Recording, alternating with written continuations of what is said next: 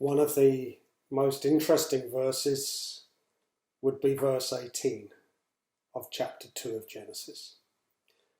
Then the Lord God said, "It is not good that the man shall be alone. I will make him a helper fit for him." Fascinating. What is in the garden at this stage? Anticipation.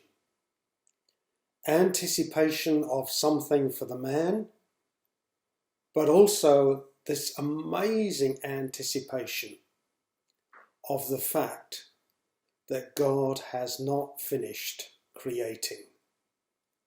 And simply to say this today, He has not finished creating.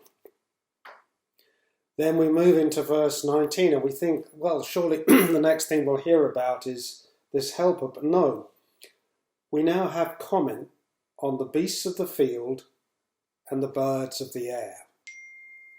Why is this put in now? Well, with all of this creativity of God, with all that man shares with the animals, a common heritage of out of the dust that is there, yet nevertheless there is this huge distinction that is to be kept.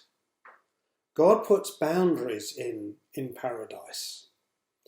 And so the birds and the beasts, the animals, are brought before man because God gives to man the ability and the authority to name.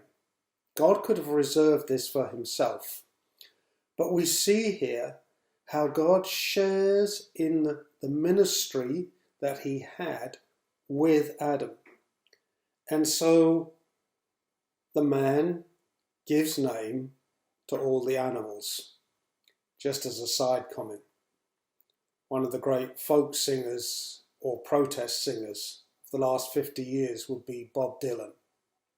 And he knew man gave name to all the animals. There was no animal in the garden or bird in the garden that was fit for Adam. So there was this naming, which meant that yes, Adam is given care, and we still are today. Come back to that in a moment. But also, it is not for the animals to rule and reign over us. Rather, they have their place. And if we can put it like this, and we must, it is to find their place below mankind, who will lovingly look after that side of creation too. Again, thinking about that from a Romanian perspective.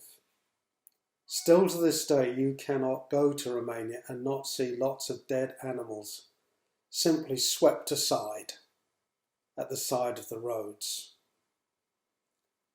Part of that is cruelty. That was not God's intent. So the intent of God here in his creation is to show us how it was set up. Man is God's chief vice-regent to rule and reign as he gives authority on his behalf. Yes, there are clear demarcations to be observed. So Adam has now done what he was called to do. He has named the animals. But back to verse 18. Verse 18, that anticipation, it's not good that man should be alone, is yet to find fulfillment and completion from God and in God, and we will see through Adam too.